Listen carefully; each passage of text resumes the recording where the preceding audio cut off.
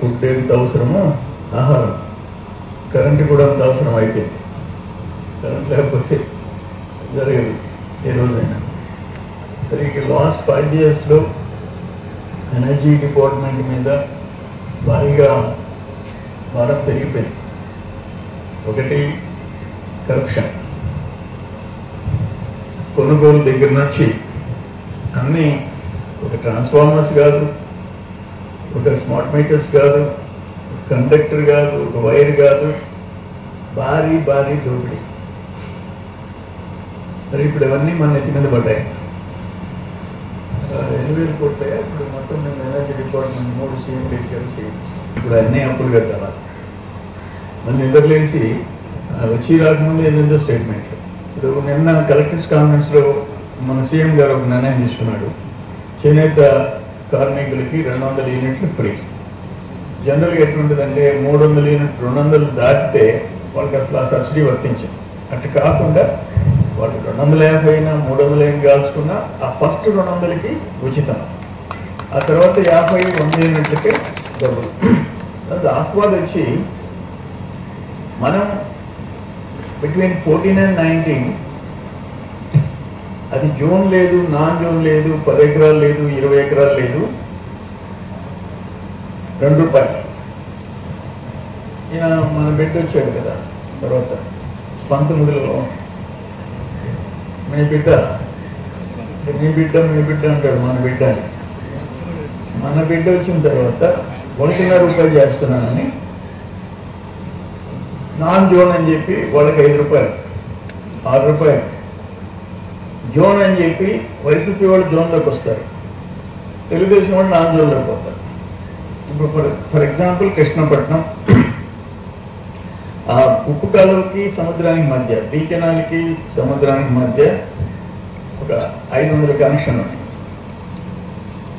19 ఎలక్షన్కి ముందు war putting కింద వాళ్ళు జనరేటర్స్ పెట్టుకోలేరు, వాళ్ళ కరెంట్ లేదు. ఎందుకంటే ఆ భూమి వాళ్ళ అనుభవం కింద రెవెన్యూ వాళ్ళు ఎక్కించలే. జనరేటర్ అంటే యూనిట్ ₹5 కూడా తక్కువే. జనరేటర్స్తో డీజిల్లో నడపాలి, లీటర్ తెచ్చి ₹100 పెట్టిపోయారు. అటువంటిది వాళ్ళకి అనుభవం రాయించి వార్ పుటింగ్ కింద యుద్ధ ప్రాతిపదికన ట్రాన్స్ఫార్మర్స్, కండక్టర్, వైర్ మొత్తం చేయించి కరెంట్ ఇచ్చాం. కూడా ఆయన వచ్చాడు బిడ్డ. ఒక 7 మందికి మాత్రం వైసీపీ వాళ్ళు మంచి, మనకి ఎప్పుడు మెజారిటీ ఆ ఊరు, మన కూడా 900 చిల్లర మనకి మెజారిటీ. 7 మందికి మాత్రం ₹1.5, కుర్రోళ్ళందరికీ ₹4.5, ₹5. ఇప్పుడు ఈరోజు బాబు గారు, చంద్రబాబు నాయుడు గారు అనౌన్స్ చేశారు, అందరికీ ₹1.5. అప్ప రైతులు ఆయన జోన్ లేదు, నాన్ జోన్ లేదు, 5 ఎకరాలు లేదు, 50 ఎకరాలు లేదు. అయితే నా ఉద్దేశం అయితే ఆ పాత ₹2 కొనసాగించుంటే చాలా బాగుండేది. అంటే మనకి కూడా భారం పడిపోతుంది, గవర్నమెంట్ కూడా నడవాలి. ₹2 చాలా సంతోషంగా ఉన్నాయి రైతులు. ₹1.5 ఎవరు అడగలే, సరే మనం చెప్పాం కాబట్టి ఈరోజు చేయాల్సి వస్తుంది. అందులో కూడా పెద్ద పెద్ద ఏదైతే 100 ఎకరాలు వాటికి కూడా అవసరం లేదు నేను అనుకుంటా. 10 ఎకరాల రైతు వరకు ఆ ₹1.5 ఇవ్వటం సరిపోతుంది. సరే, వాట్ ఎవర్ ఇప్పుడు అవి వచ్చిన తర్వాత, ఆర్డర్స్ వచ్చిన తర్వాత మనకి ఏ విషయం తెలుస్తుంది. అట్లే ఇంకోటి కూడా, సోలార్ పవర్ పెట్టుకోండి. మా వయసు సోదరులు ఉన్నారు, ఏం వాళ్ళకి ఎప్పుడు లోపల తెల్ల పెట్టిన డబ్బులు ఉంటాయి, పెట్టేసుకోండి. 2 కిలోమీటర్లు పెట్టుకోండి, 3 కిలోమీటర్లు పెట్టండి, మీకే డబ్బులు మిగులుతాయి. మీరు ఎట్లా ఆ డబ్బులు ఎత్తుకుంటే బ్యాంకులో వేయాలా, దాని బదులు అంటే ఒకరిని చూసి ఒకరు, మా వాళ్ళు ఎవరైనా మా సోదరుల దగ్గర పెద్దగా క్యాష్ ఉంటుందని నేను అనుకుంటుందా, ఉండేవాళ్ళు పెట్టేసుకోండి. దానివల్ల అడ్వాంటేజ్ ఒకటి, మీకు సేవింగ్స్ వస్తాయి. తర్వాత సొసైటీ ఎక్కడికి వెళ్ళిపోతుంది. Thermal power station NCC and Gayatri 2 Srikakulam, విశాఖపట్నంలో పెడతామంటే, అంటే బొగ్గు ఆధారిత థర్మల్ కేంద్రాలు వాళ్ళ ప్రజలు తిరగబడ్డారు. అక్కడి నుంచి మళ్ళీ మన ఎత్తికి వచ్చినాయి. ఒంగోలులో ప్రకాశం జిల్లాలో జెన్కో పవర్ ప్లాంట్ పెడతామంటే ఒప్పుకోలే. మనం జెన్కో ఒప్పుకున్నాం, NTPC national thermal power corporation central government దానికి ఒప్పుకున్నాం 4000 మెగావాట్. దాంతో 1600 మెగావాట్ మనకి వస్తుంది. 1600 megawatt central government company Genco 2000 మెగావాట్లు ఇచ్చేశాడు రాజశేఖర్. అప్పుడు అఖిలపక్షం మళ్ళీ పోరాటం చేశాం. సరే ఈరోజు ఎన్టీపీసీ రిలయన్స్ వెనక్కి పోయింది. మళ్ళీ జెన్కో 2400, దాంట్లో 800 చంద్రబాబు నాయుడు గారు రాజశేఖర్ 1600 తెచ్చారు.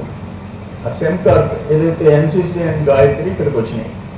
సరే ఇంకా పొరవైంది. ఒక పక్కన మన పోరాటం, మరో పక్కన వాళ్ళకు లెక్క అవడం. 32,000 మెగావాట్ల థర్మల్ పవర్ కానీ వచ్చుంటే ఈరోజు మీరు పోయేసి నేలటూరు విలేజ్లో ఒక్కరోజు ఉండేసి రండి, నరకం. ఆ చుట్టుపక్కల గ్రామాలు, ఆ కోర్టు, జెన్కో, సెమ్కార్ కంటే ఇప్పుడు సిఎల్ చూడండి. ఇదంతా ఏంటి? మనం ఎంత కరెంటు, నేను ఒకటి నా చేతిలో డబ్బులు నిలవు, లైన్ లేదు పక్కకు ఉన్నాయి, మనం ఏం చేయలేం. దాన్ని తోడేదానికి లైన్లన్నీ గెలుచుకుంటే నేను నా చేతిలో డబ్బులు ఎవరైనా కనపడితే నా జోబులో లేకపోతే పక్కన జోబులో తీసుకుని ఇచ్చేస్తా, నాకైనా అయిపోతాయి. ఇప్పుడు కూడా రామకృష్ణ నాయుడు వచ్చి తీసి ఇవ్వనాడు, ఉండలేవని చెప్పాను. కానీ పవర్, వాటర్ వేస్టేజ్ ఒప్పుకోం. పిల్లక చిన్న మనవాళ్ళ దగ్గర నుంచి అలర్ట్ చేస్తాను. కూడా తిప్పేసి వచ్చేది, వేస్ట్ చేసేది నీళ్ళు. పిల్లలకి ఏదే డైరెక్షన్, ఇంట్లో వాళ్ళకి జ్యోతికి కూడా అదే చెప్తాను, నీళ్లు వేస్ట్ చేయబాకండి. ఇప్పుడు అది చూడండి, కర్నూలు జిల్లాలో నీళ్ళ కోసం వాళ్ళ బాధలు చూడండి. అది కరువు వచ్చింది, ఆ బిందెలు పెట్టుకొని ఆడవాళ్ళు, బిడ్డలు, చిన్న బిడ్డలు. అందుకని మనకు ఉండాయని మనం వేస్ట్ చేయకూడదు, కరెంటు వేస్ట్ చేయకూడదు. కరెంటుని మనం కరెక్ట్గా వాడుకోవాలా. ఇప్పుడు చాలా ఇళ్ళల్లో ఏంటంటే బయట పోతా బెడ్రూమ్లో ఫ్యాన్ ఆపకుండా, లైట్ ఆపకుండా అటువంటి చేయకూడదు. సార్ పవర్ సేవింగ్స్ ఉండాలి. అందుకని ఇప్పుడు ఏంటంటే ఇది పిఎం సూర్య ఒక ఆఫర్ మనకు వచ్చింది, దీన్ని సద్వినియోగం చేసుకోండి. ఫస్ట్ లీడర్స్ నా పక్కన అందరినీ